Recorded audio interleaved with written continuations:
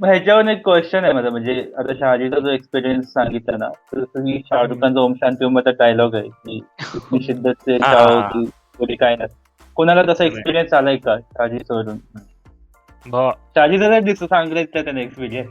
हा नाही मी ते पण सांगतो की जेव्हा मी गावाकडे जायचो ना 8वी-9वी मध्ये असताना दिवाळीला वगैरे, हम्म. आता आमचं गाव असं खेडेगाव आहे ना थोडं, म्हणजे असं हम्म. हे तर तिथं मी इमॅजिन करायचो की हिचं जर माझं लग्न झालं हिच्याबरोबर हा त्यावेळेला हा 9वी-10वी मध्ये असताना हम्म. इमॅजिन करायचो की ही इथं असं शेतातनं फिरणार काय, येणार काय आमच्या बरोबर, असं तर पाणी तापवणार काय, असं मी इमॅजिन करत होतो अच्छा. त्यावेळेला. हम्म. कुठेतरी मॅनिफेस्ट झालंच असं म्हणू शकतो. हा मग तेच मॅनिफेस्ट. आणि कोणाकोणाला झालंय का आयुष्यात? सनी, अमन, टेरेस. हे शहाजी का सांगू शकतोय? ऑफिशियल आहे. ऑफिशियल झाला तर not Shahaji. In the love, not in the love. माझं सांगतो की मी हा, मास्टर्स बाकीचे इथं ठीक. मुंबईमध्ये केलं ना, हम्म. की मी म्हणजे फिरायचो इकडे. मला मुंबई खूप आवडली होती त्यावेळी. त्यानंतर मला जॉब लागला हैदराबादला, मी हैदराबादला गेलो. मी लाईक माझी आधी मुंबई मी इंस्टाग्राम मध्ये सगळे हे केले होते, फॉलो वगैरे केले होते मुंबईची लाईफस्टाईल किंवा कोणतरी फोटो असेल. तर 2 वर्ष मी त्यातच काढली, यार मला परत मुंबईला जायचंय मला. आणि म्हणजे 2 वर्ष मला तेच, मी इंस्टाग्राम फोटो वगैरे मला नॉस्टॅल्जिया फील व्हायचा, यार मी इथं काय करायचं हैदराबाद कुठल्या सिटीमध्ये आलो. आणि लास्ट फायनली मी मुंबईमध्ये आलो.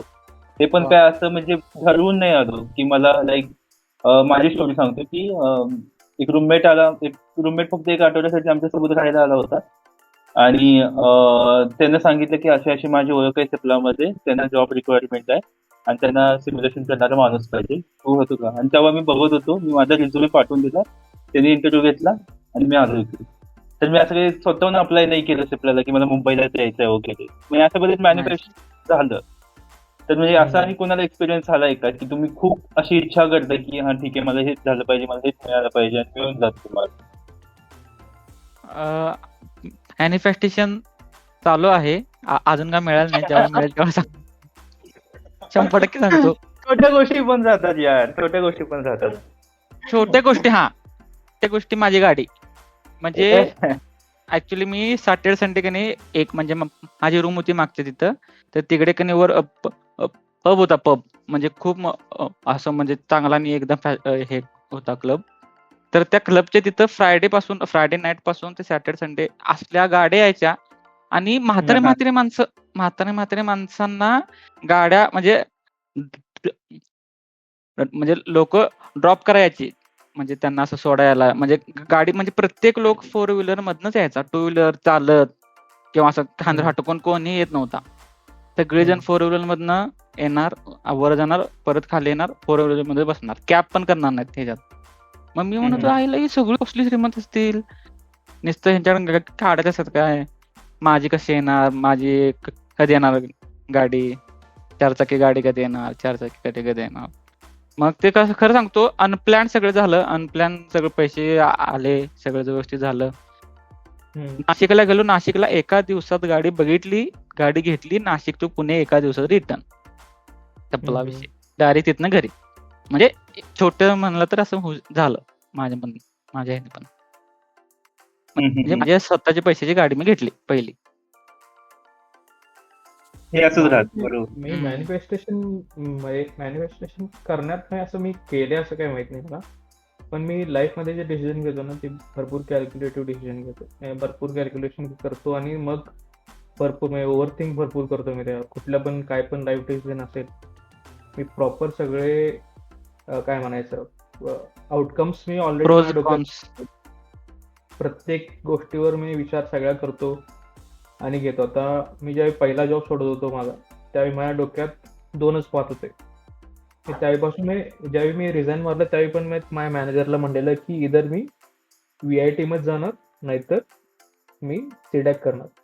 ते त्याला मॅनेजरलाच सांगितलेलं मी रिझाईन मारताना. आणि रिझाईन मारल्या ज्या दिवशी मी मोकळा झालो ना, त्या दिवशीच त्या दुसऱ्या महिन्यात मी फेब्रुवारीमध्ये रिझाईन मारला, मार्चमध्ये VITचा फॉर्म भरला आणि जूनमध्ये माझं ज्यावेळी रिलीज झालं, जूनमध्ये मी सीडॅकचं प्रिपरेशन चालू केलं.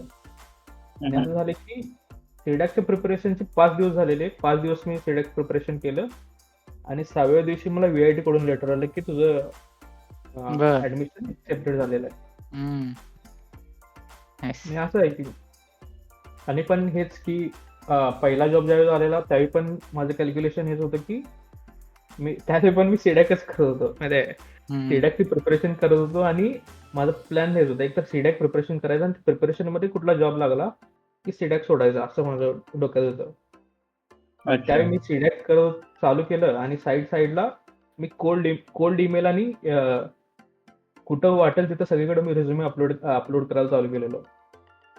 मग त्यातून असं झालं की एका आठवड्यात मला 3 कॉल आले. सगळे एमएनसीच होते सोड, पण एमएनसी कडून आले कॉल मला हम्म. एका आठवड्यात सिलेक्शन झालेलं मला विप्रो कडून लेटर आलं, मला इन्फोसिस कडून लेटर आलं आणि टीसीएस कडून लेटर आलं. हे तिन्ही पण एमएनसी.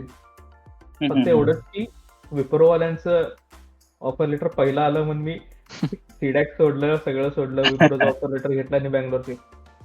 असंच आहे फक्त त्या लास्ट इयर मध्येच फक्त मी जरा इम्पल्सिव्ह डिसिजन घेतले 2-3 की जे माझ्या फेवर मध्ये गेलेले नाही.